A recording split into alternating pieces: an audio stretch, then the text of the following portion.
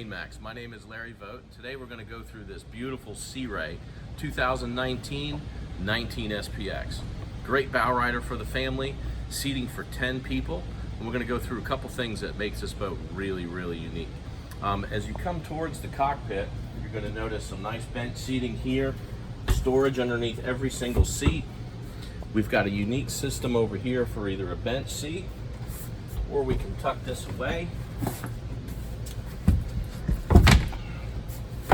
And now you've got plenty of room to sit facing forward.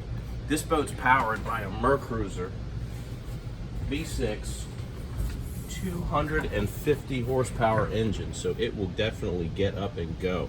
If you like speed or sports car feel on the water, this is definitely going to do it.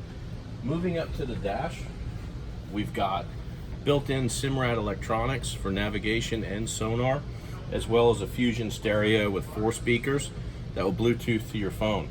You've got USB ports throughout the boat, as well as 12-volt chargers for all your gadgets.